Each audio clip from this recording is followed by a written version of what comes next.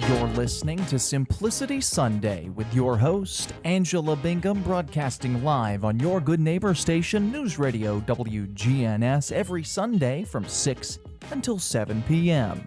Thanks for tuning into the show, and remember, 1 hour of simplicity can change your life in Jesus Christ.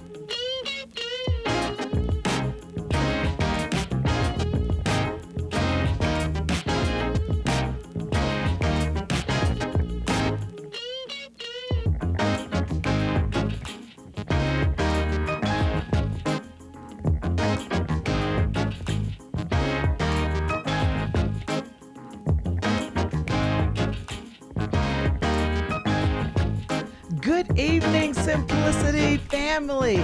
We are here at WGNS Studio Live, and I am Angie B., your host, along with my co-host, Angie Renee and Missy D. and Taylor. Yes, and you're in for a treat when I say that the best of the best is at Simplicity's desk today. I mean what I say, okay? And thank you for listening with WGNS Radio, FM 101.9, AM 1450, FM 100.5. And some of you can tune live with us on YouTube. Yes, youtube.com/ at News Radio WGNS. If you want to stream live, WGNSradio.com, scroll on down and hit Simplicity.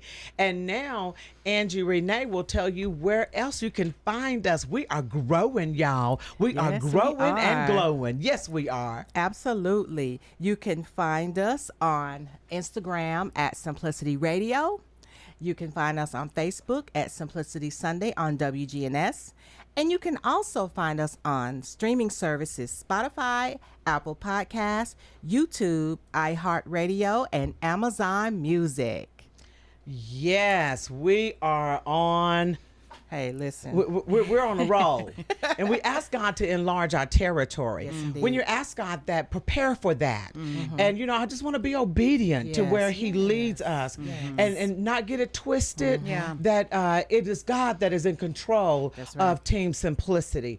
And our desire is for you to simplify your life with Jesus Christ every single day. Yes. And yes, it can be done. Sometimes it's difficult, but it is doable. I promise. And when you know your purpose, simply God has a plan for you.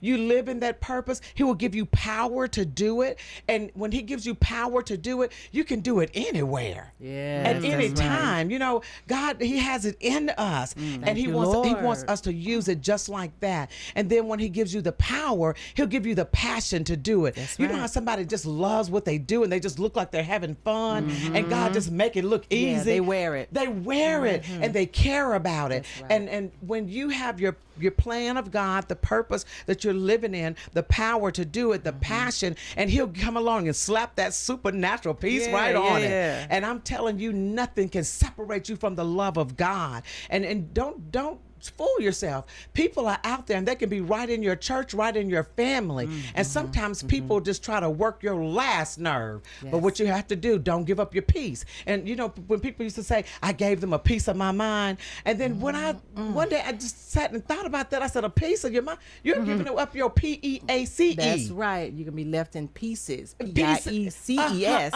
Broken.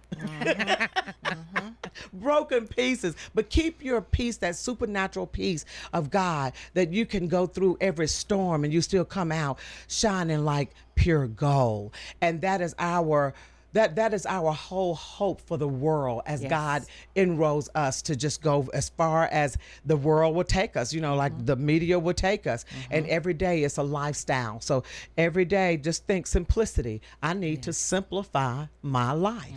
All right? Now we're going to talk about what we're talking about, because today we just decided to do, you know, what are the young people going through? What are they dibbling in and dabbling around?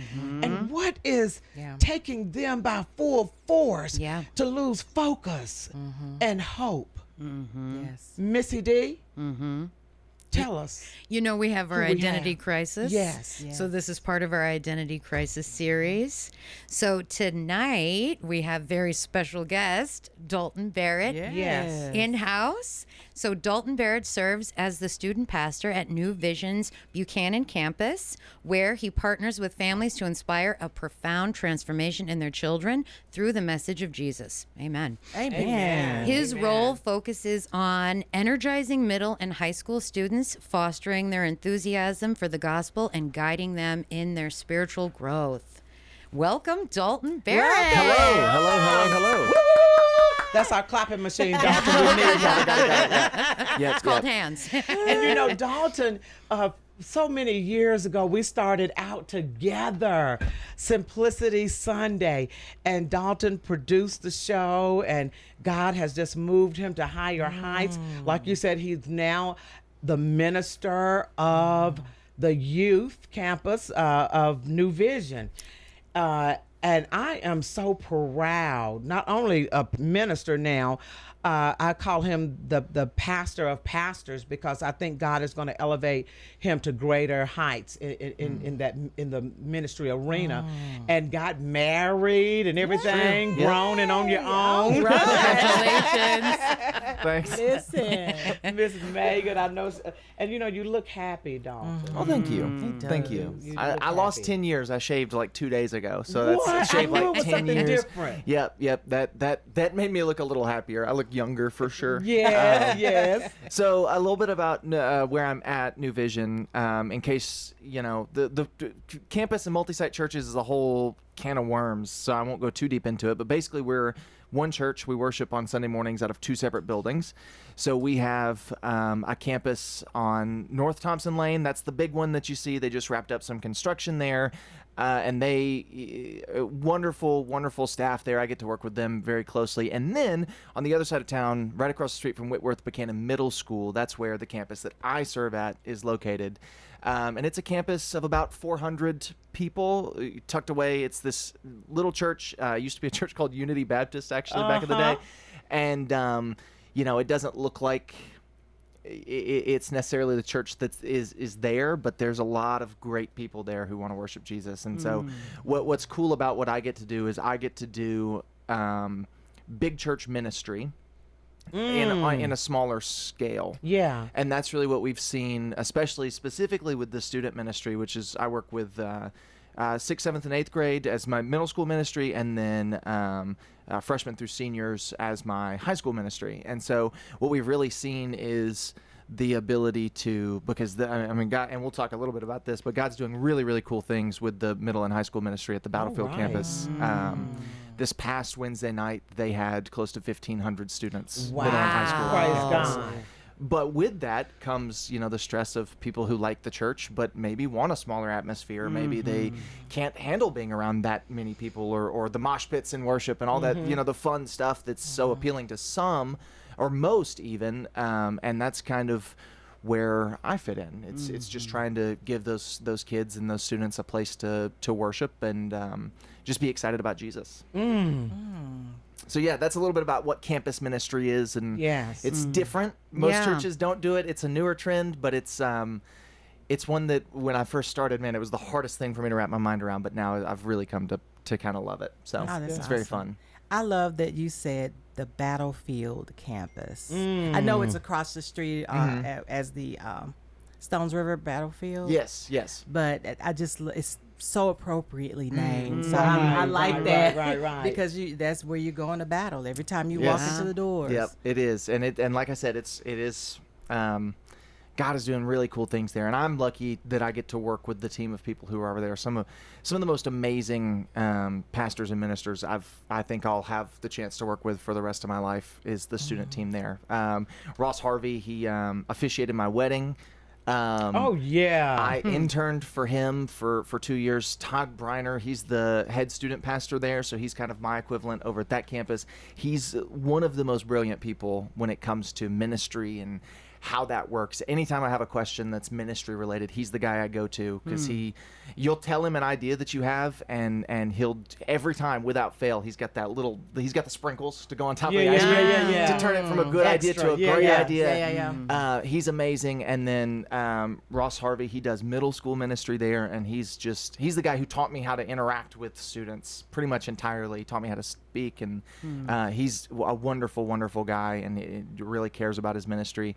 And then Caleb Smith is the high school associate, or the high school pastor over there now. So he works with specifically high school ministry, and him and one of my closest friends, Delaney Degelo, she does they do high school ministry together. She's the minister of high school. And that team, I think, has really brought an energy there that kids and students are responding to. Like I said, this past Wednesday, they had, it was 600 middle school and close to 1,000 high school students on campus. Praise God. In a worship center that only holds 1,600 people. Wow. I mean, it's, for a student ministry to be packing out your sanctuary is a pretty big deal. That's so I want to shout phenomenal. them out. Yeah, That's they're phenomenal. They're a wonderful team. Yes, I like how you said that they love Jesus. When you're talking about your team, the leadership team, I can see the energy, the love that you all have, the connection that you have. So when they come in, that energy is already there. Yes, absolutely, absolutely. And they've we all pretty much started at the same time, and so I'm lucky. I get to work with two separate teams. I work with them really closely, and then I work with the staff at our Buchanan campus. It's a much smaller staff. We have 3 full-time staff members. It's myself, and then our campus pastor, Ben Curtis, who, I mean, that's a guy who's a pastor's pastor. You want to start tossing pastor's pastor around, that's Ben Curtis. And Ashley Jennings is our children's director. We're the full-time children's and preschool director. Sorry, we're the full-time staff members there. So me and Pastor Ben are really the boots on the ground pastors on a Sunday morning. So there's a lot of things that I get to do being at a campus that I probably wouldn't if I were at a larger church. On a Sunday morning when there's an altar call, I'm the guy at the altar, and that typically doesn't happen with your student ministry.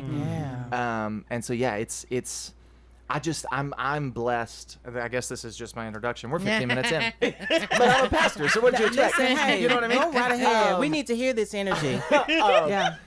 It's I could not have gotten luckier with the people I get to not just look up to, but also work with, who were on the same level. I mean, it really is amazing, just the team that I get to be a part of it across both campuses, and I'm very thankful for where I'm at. Yes. Every time you say I'm lucky, the song keeps coming to me.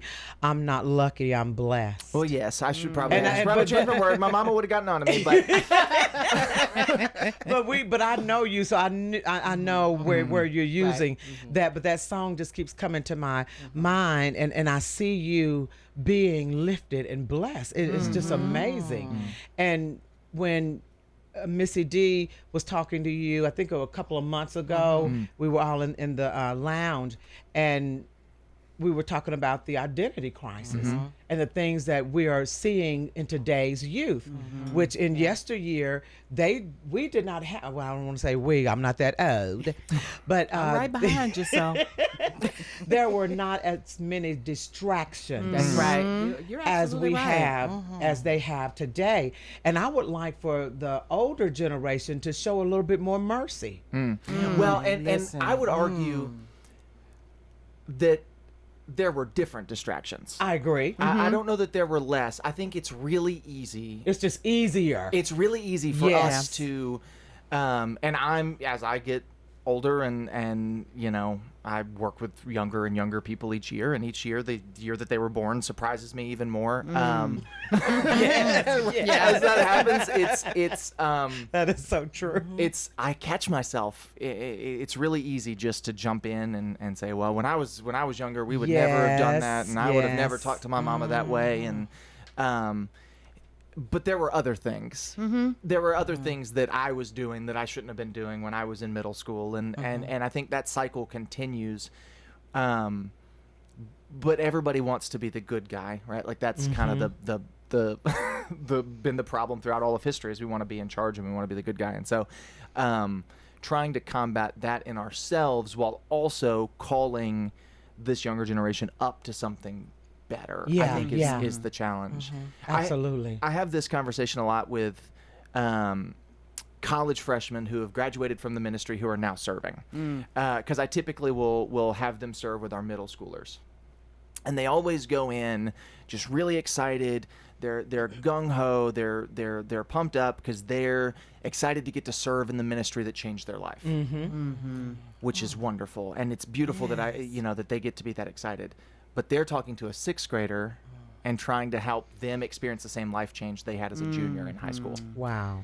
And you're not going to get that from No. a sixth grader. You're not. They're, Absolutely not. It's Now, just- they may accept Jesus and they may have these spiritual transformation moments, and I'm not trying to shortchange what the Holy Spirit can do, but they want to goof off and they want to play board games That's and they want to talk about Jesus when it's time to talk about Jesus, and then they might be a little awkward in worship, and then they're going to go play basketball after service, because that's the way their brains are wired. I mean, they're That's middle right. school, and so I think as I've been having that conversation, it started to kind of hit me.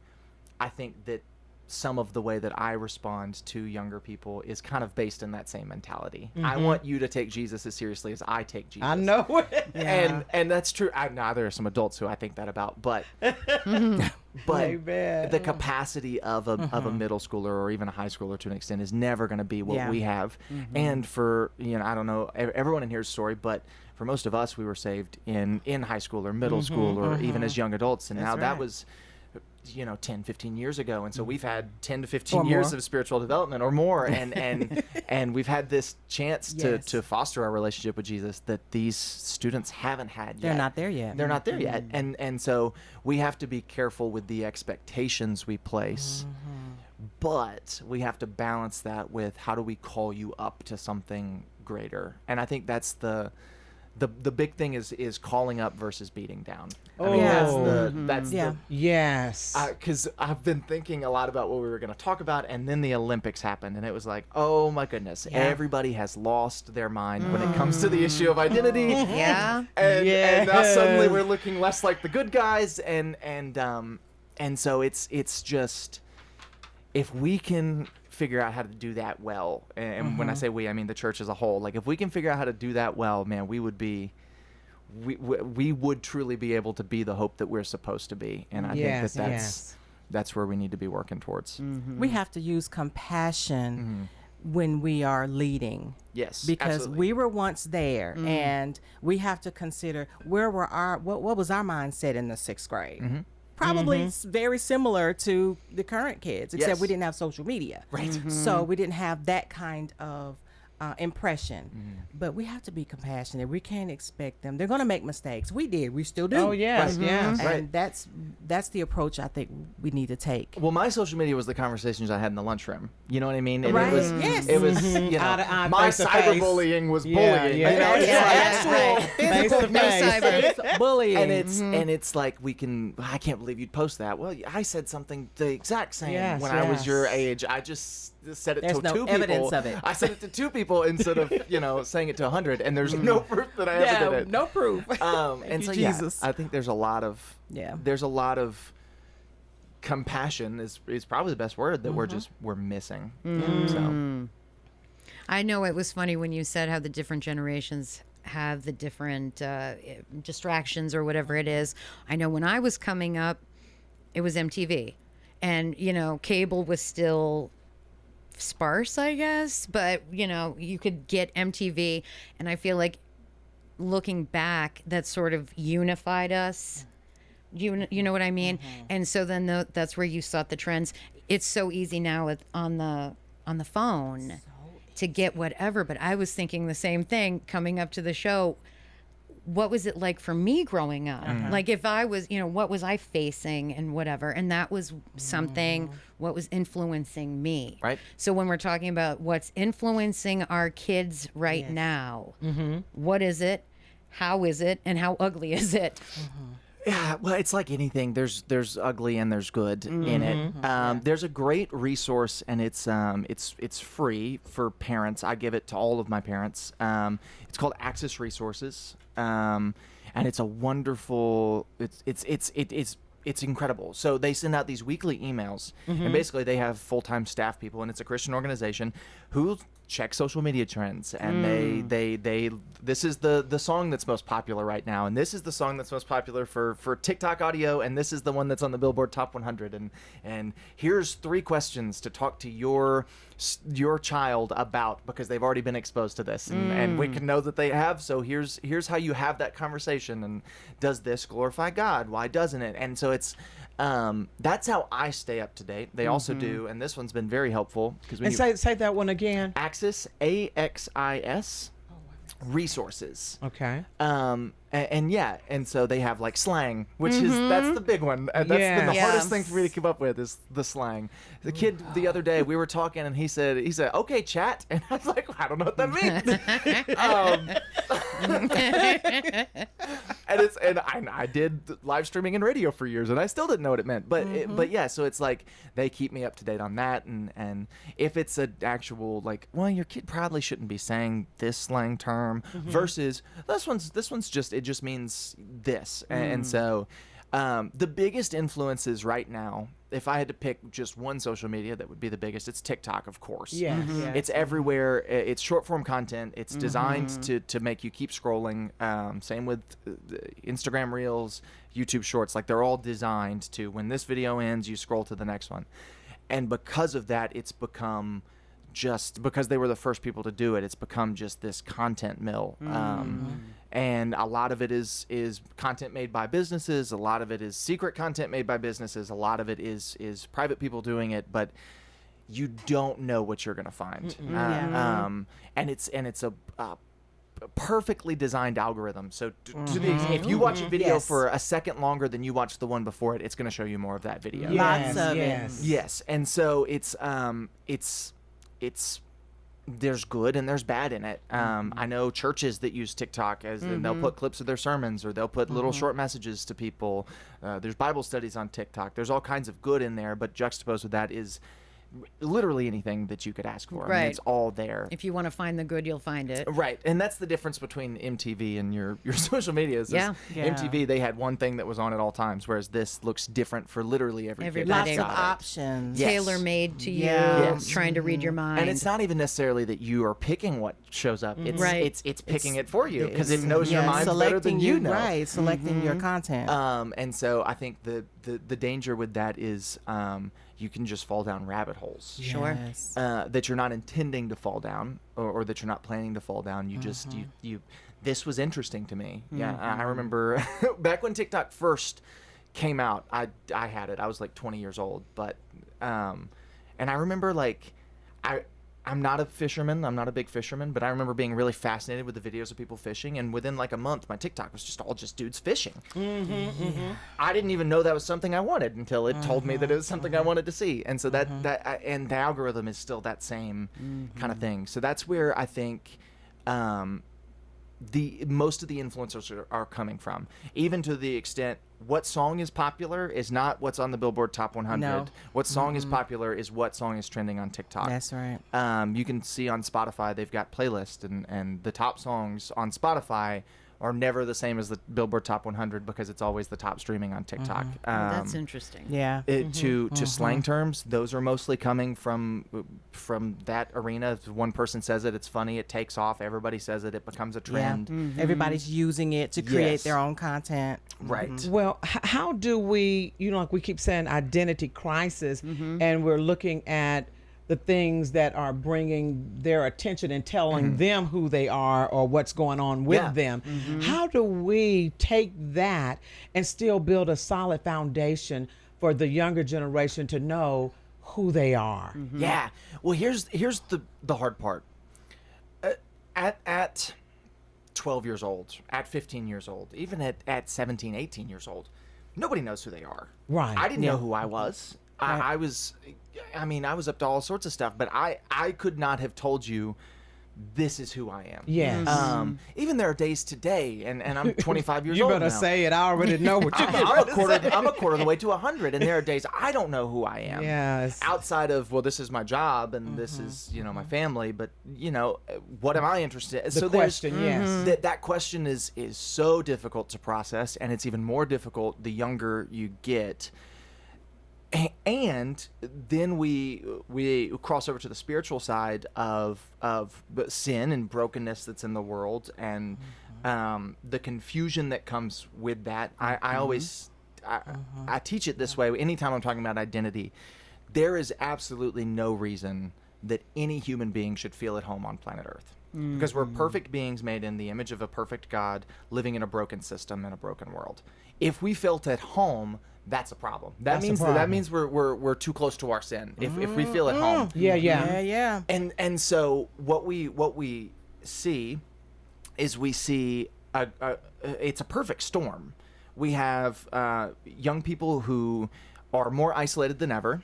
Yes. And then especially this batch of young people who were in these prime developmental years when the COVID shutdowns happened, and the fear that came with that and the anxiety that came with that. I mean, anxiety in young people is skyrocketing, and all these things, all because of that. And then you factor in isolation, and the isolation, well, we blame the kids, but a lot of times it's the parents. We see Life 360 is a great example. I don't know if it's still super in circulation anymore. Yes, I use it Okay. with my youngest. So, and I think that's a wonderful thing. Phenomenal. But to an extent, most of my fundamental memories were me goofing off with my friends and not thinking, where are my parents? Do they know where I'm at? Are they tracking my location? So there's also a sense of there's always someone looking over my shoulder. A lot of parents aren't letting their kids go over to their friends' houses anymore, and not for the wrong reasons. I'm not bashing the parents who are doing this. These are just the factors that are at play. Yeah. Because you don't know if you can trust somebody's parents. You're right? absolutely right. You don't. So you probably can't send them over to their friend's house. But now we've isolated in that realm, and kids aren't going outside to play with the neighborhood kids anymore. So you have all of these factors that are causing kids to be isolated. So they're not having conversations about who they are. They're not talking to people about what they feel. They're not talking to people about I just don't feel at home here. And so there's that side of the storm. That's the wind coming from the north. That's the cold. And then you put the wind coming from the south, and that's the heat. And they're about to meet in the middle. And that is your huge online social media presences and groups and communities and all this kind of stuff, where if I don't know where I belong and somebody says you belong here, now we got a tornado. Now. And there's a wonderful book on this, and it's specifically about gender identity, but I don't think it just applies to there. And it's not a religious book. It's written by a Wall Street Journal investigative reporter, and she does an amazing job with this book. It's called Irreversible Damage. And the whole point of this book is that perfect storm. And it's like, how did we end up here?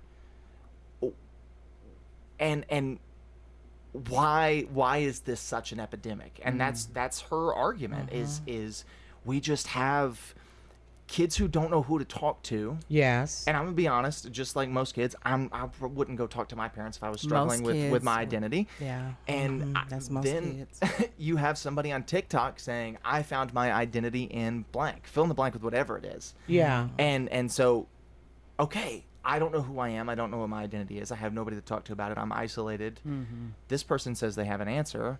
Let me check this out. And before long, you get sucked into this rabbit hole, and you begin to form your identity, not based off of something that's an identity, but based off of something that's a hobby, or even more extreme than that, a feeling or an emotion. And that's where the real danger lies, is because there is no answer there. It's another pseudo answer. It's another it's false. another idea. Yeah. It's a band-aid, right? And our brokenness issue needs surgery, right? And we know that. Like, we know that the hope of living in a broken world is Jesus. But if you don't have that answer, if you've been given a false answer, it seems really enticing to just want to jump on that and want to take that. I think we're going to do a scripture break. Romans 12:2, and be not conformed to this world, but be ye transformed by the renewing of your mind, that you may prove what is that good and acceptable and perfect will of God. And to add to that, Proverbs 23:7, for as he thinketh in his heart, so he is. I feel like the battle in the mind is being won by these ideologies that are coming in shiny, pretty packages, like you said, that these are isolated kids, lonely. I feel like I just read this, that this is the most like lonely generation and we've it doesn't ever surprise me produced. in the slightest. Yes. And that's heartbreaking. Yeah. So what have you seen since the pandemic? What changes have you seen? Well, two things. The trends. I think when we say that the ideologies has won, what we really be focusing on the fact is that we're losing. That's right. Because we can't change. I can't change you. I can't change TikTok. I can't change the social media landscape. We need to adjust our approach. Because that's in any battle. I can't focus on the fact that you're winning, or even like if I'm playing a basketball game, I can't focus on what the other team is doing to win. I need to focus on what I need to do and how to adjust my plays. Now, since COVID, to answer that question, I wasn't in ministry pre-COVID. I started 2022 in ministry, so I started 2 years post-COVID. What I will say, in just the difference I've seen, it's anxiety and it's fear, and I can't say I blame the kids. I mean, these kids were, if you were 12, you were 8 years old when the pandemic hit at first, and so you're 8 years old. These are prime developmental years. Your parents are scared. The news is telling you how many people are dying. You get pulled out of your school and taken home for something that you really don't have the ability to understand or The process. rug got pulled out from under Yeah, them. right. And then you lose a year. Right. You know, you essentially, more. and everybody feels that way, right? I think everybody I've talked to about COVID, they say, well, I just feel like I lost a year of my life. Yeah. And I feel the same way. And and so, but then you do that, like you're 8 years old and you lose a year. A year's a long time to an 8-year-old. That's That's right. 1/8 It of their is. life, you know? And so I think that's just the detriment of what happened is it's the same thing that happened with my grandparents when the Great Depression hit. My granddad saved butter tubs until the day he died in 2016. Even though he was retired and had his money to buy Tupperware, he saved his butter tubs because he was raised during the Great Depression. And the fear there, was that we were going to run out. Is it going to happen again? So I think that's very similar to what's going on with these young people. You are listening to Simplicity Radio, and tonight's talk topic is America Under the Influence. If you have any questions or comments, call or text us at 615-893-1450. Again, that's 615-893-1450. We have a couple of announcements. Super Saturday, August 24th at 11 a.m., a financial empowerment workshop will be hosted at Walnut Grove Church, 2480 Twin Oak Drive in Murfreesboro. If you have any questions, please call 615-406-2931. Join us for a magnificent training. If you want to sow a seed into Simplicity Radio so that we can continue to do greater things from this ministry, you can donate via Cash App at $ Simplicity with Angie. That's ANGIE. Again, $ Simplicity with Angie. Or you can email us at teamsimplicityradio@yahoo.com for additional information. About next week's show. Join Team Simplicity next Sunday for our monthly Social Justice Sunday conversation on Talk Topic, Rock the Vote, a Young Voters Roundup. Next Sunday's show will be a joint collaboration with junior Simplicity team members Deshaun Rogers and Jaden West, and with special guest Makai Mosby, SGA President for Middle Tennessee State University. We will see you then for the conversation. Now back to tonight's Simplicity Sunday topic, America Under the Influence. All right. So, What are your thoughts on using the tools? We've been talking about TikTok. We've been talking about social media. What are your thoughts on, if you can't beat them, join them, using the same tools that they're using to start putting out more content that are going to drive them to seeing more Jesus online and being exposed to that? What are your thoughts on that? That's a tough one because I think it is a double-edged sword. Yes. And here's the real reason. I'm not against it. If that's if that's what your ministry is doing, I think that's wonderful. I think it's wonderful that you have the capacity to do that, because it's running a social media. It's a lot of not work. easy. It's Yeah. a lot of work. Recording the videos, getting the snippets, whatever that looks like for you, that's a lot of work. So I commend you for taking that step to want to do that. I think with this thing specifically, because there's a lot of areas where if you can't beat them, you probably should join them, and like, let's use this as a tool. I think Jesus used that in his ministry. Paul used that in his ministry. The best example I can think of with Paul is the fact that his name, right? We say that, you know, God changed Paul's name, but that's not in Scripture anywhere. Paul went by a Greek name. Right, his name was Saul, and that was his Jewish name. When he was going to speak to people in Greece, when he was speaking to Greek-speaking people, he used his Greek name. So there are elements where I should probably have a social media presence as a minister. Like, that's probably something I should do for my ministry. That being said, I think with this, making that my main form of outreach is dangerous because absolutely. it's part of the problem, right? I think like live streaming, church live streaming is wonderful, and it gives so many people an option who can't be there, right? If I'm sick on a Sunday morning, I can sit at home and I can make myself a cup of coffee, and in my pajamas I can go to church, right? However, does that give me an excuse to become more isolated, right? And if I'm a young person, does that give me an excuse to become more isolated? Where what we really need to do, I think, the primary goal of any ministry, but especially with young people and students, is we need to be bringing them together, Right. and creating a space where they can come, where they can have conversations with people, where they can, instead of relying on you know, the algorithm to tell them how they're feeling, maybe they can text a small group leader, or they can text a minister, or they can text somebody else who's their age, who's struggling with the same things. Because what the storm that's happened, right? We talked about, like, it's pulled everybody away, and it's isolated these young people. Maybe the church can be the place where we unisolate them. And if we can get to the point where we're wanting to do that, because that's a whole other discussion, is most people in the church don't want that to happen. But if we can allow that to happen, then I think a lot of the issue is going to be not resolved, but it's going to be softened, because we're helping to bring people together.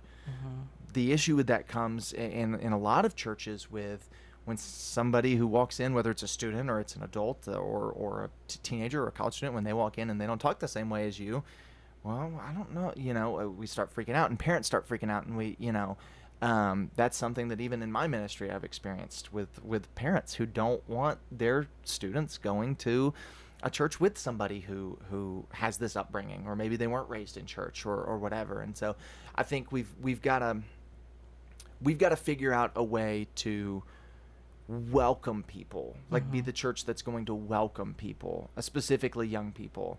I think student ministry should be a priority at every church that has Yes. parents of teenagers. It should be a priority. It should be on your docket. Maybe not number one. I think, you know, there's probably other things to focus on as far as family ministry goes, but it needs to be something that you're focused on, because that's the place where you're really going to begin to see, number one, the softening of the hearts of the parents, and you're going to begin to see God really begin to move through the students who are there.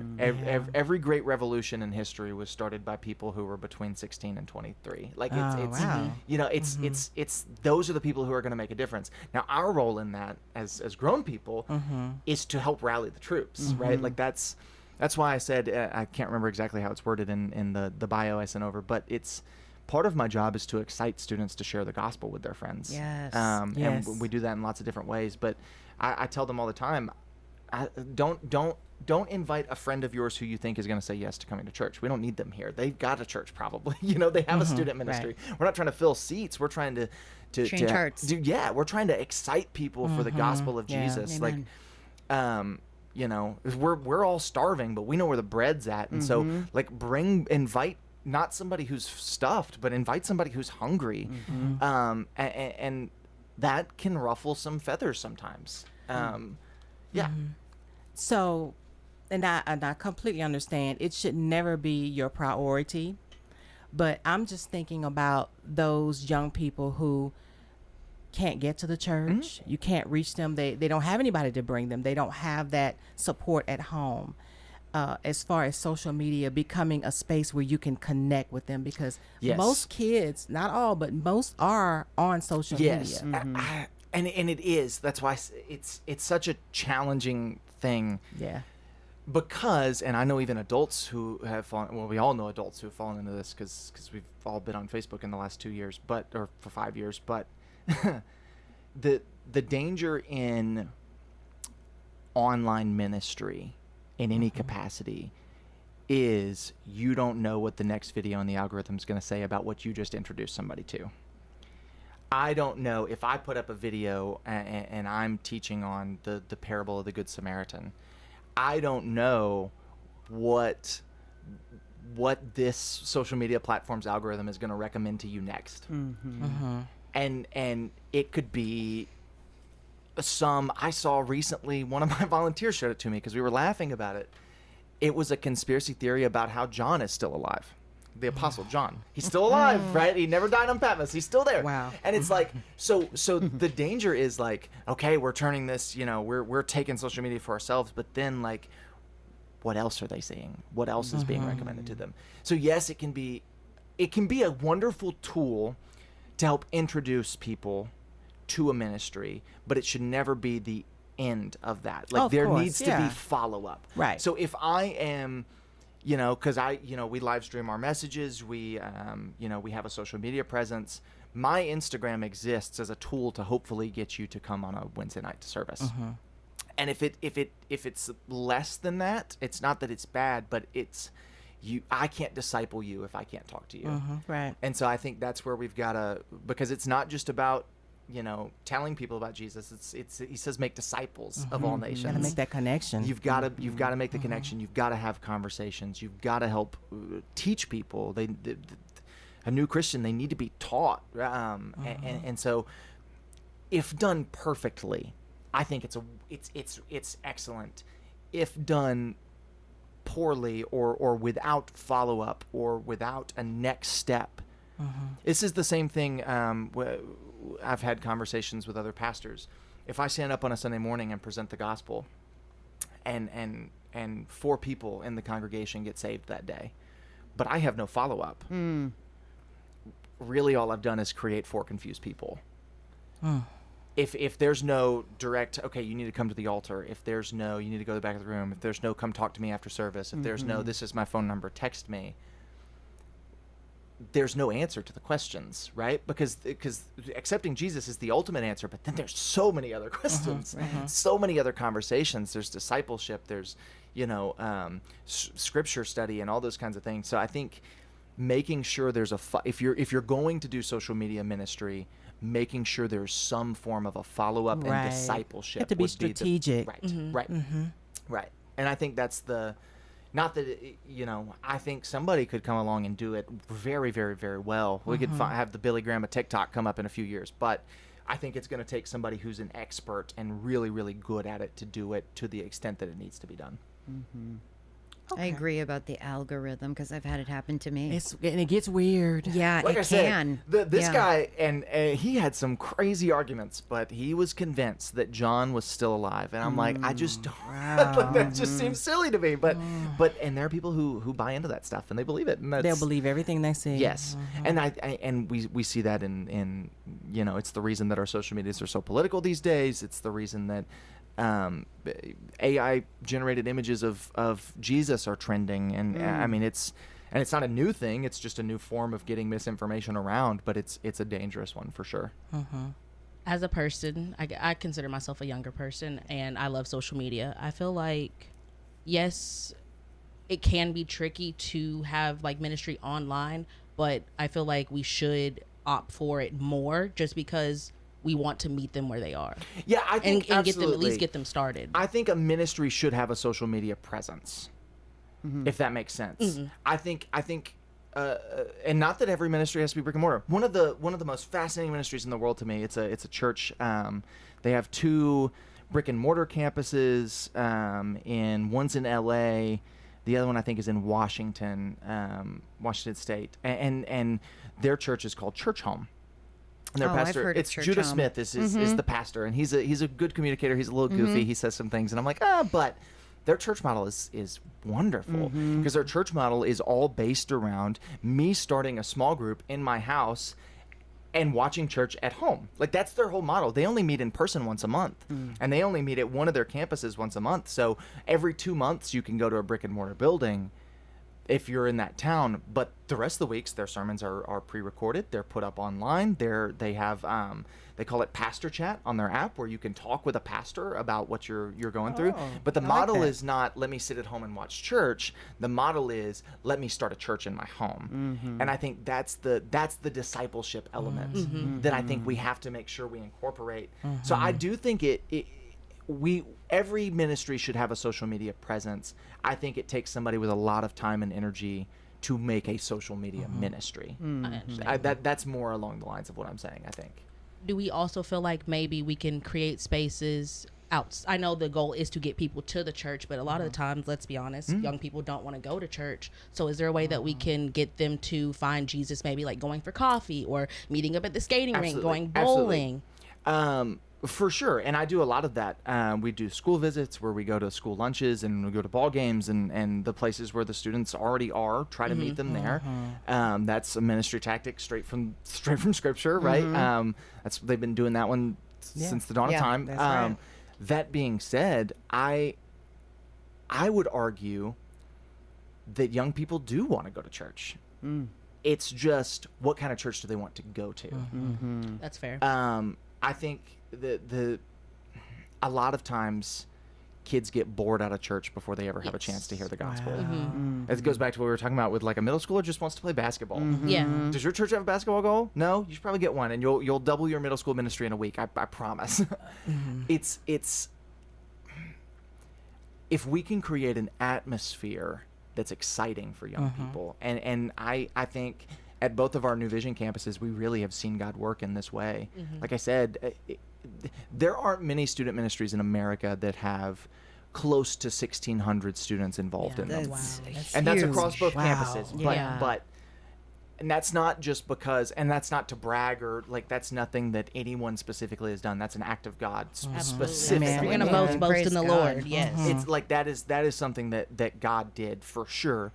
But the work that's been done in the meantime to partner with God in what he's doing is, let's make this as exciting of an atmosphere as we can. Let's see the people who God is bringing in, and let's make a place where maybe we don't use the term sanctification, but we want to teach you about it. So we're going to teach you what it means to be sanctified without using the big churchy words. We're gonna teach the Bible as if it's the first time you're hearing it, so that somebody who wasn't raised in church can hear it in a way that, not dumbing it down, but for the first time, right?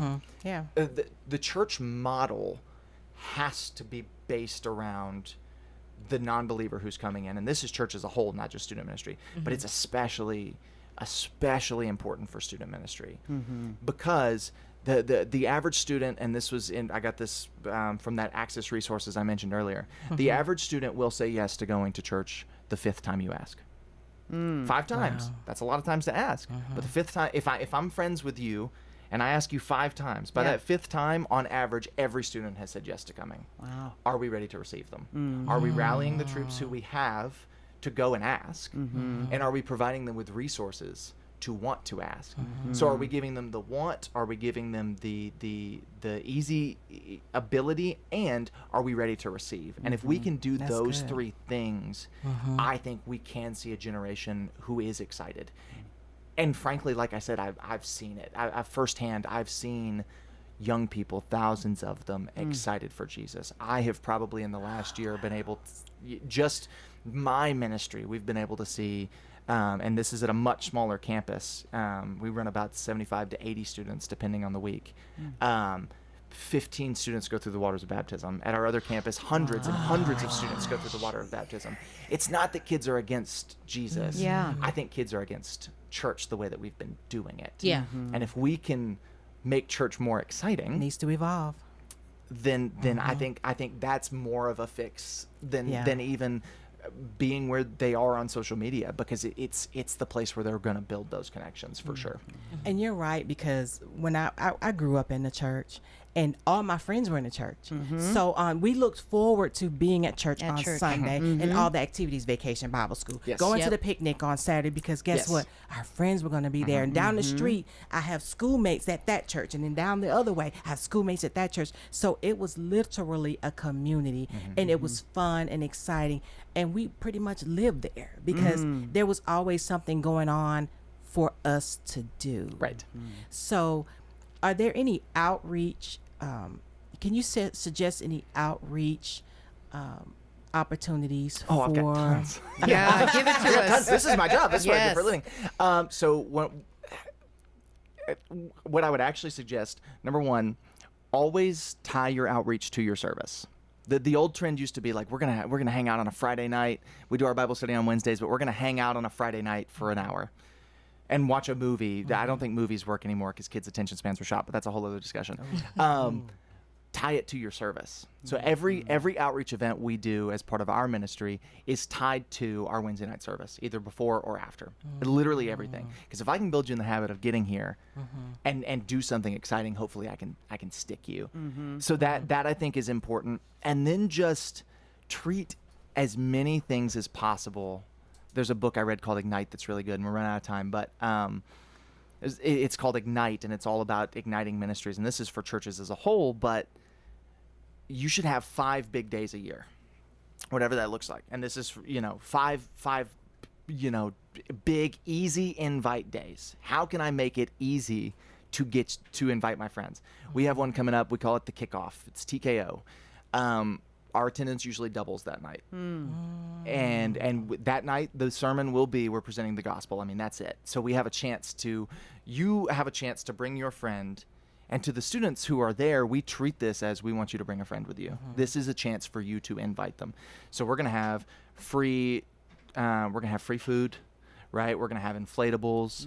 We're going to have fun stuff. We're going to do giveaways. We're going to do all this stuff as a way not to like be fun for our kids who are here, but as a way for you to take the invite that I had printed and hand it to your friend and say, you should come to this. They're going to have food. I know you love Chick-fil-A. Here, you get a free sandwich Food this will night. bring you in. Food will bring you in. every time. Free always works Especially too. if it's something they like. And then if we've done the job of being able to receive them and it's exciting, the retention grows Yeah. and the stickiness grows.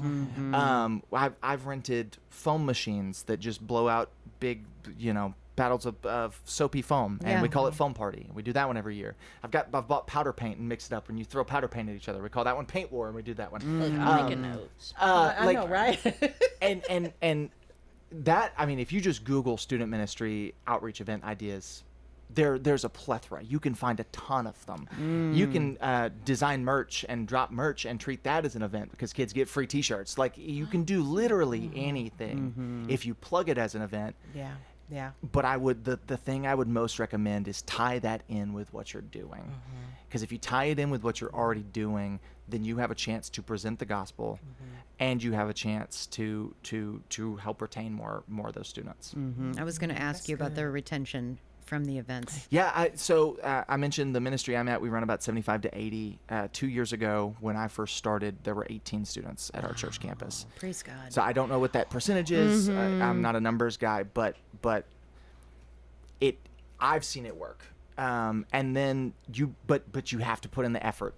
You have to, Yes. you have to, while those kids are there, work your tail off to talk to them, to pair them with an adult leader, to pair them with other kids. Like, it's hard work, but but it's all of the things we've talked about. We know the ache of the society.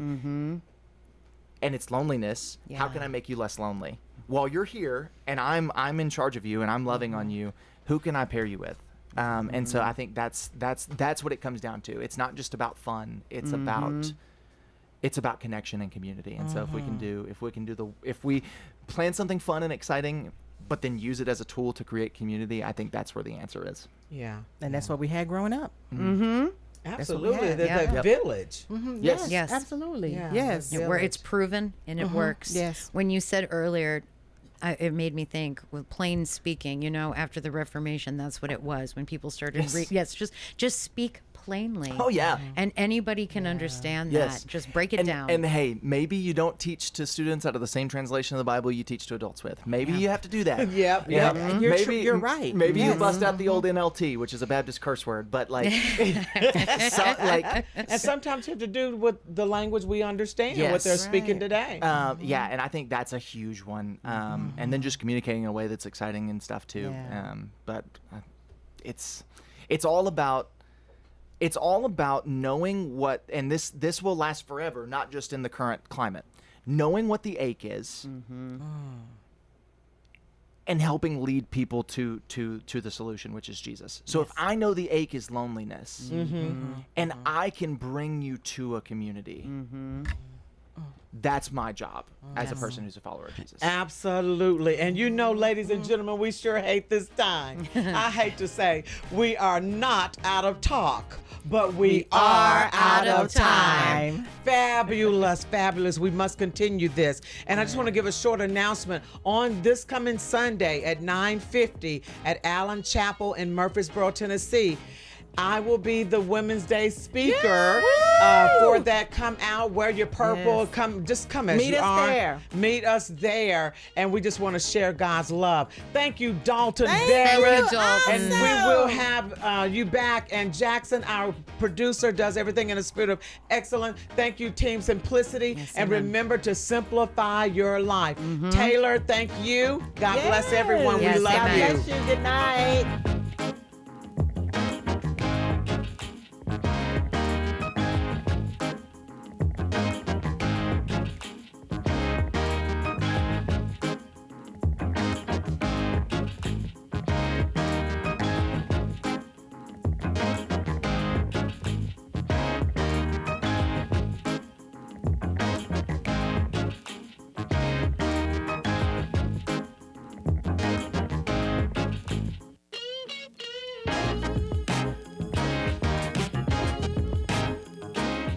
Portions of our programming have been pre-recorded. The Good Neighbor Network, WGNS, Murfreesboro, Smyrna.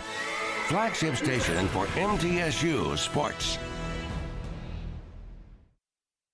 This is Pastor James M.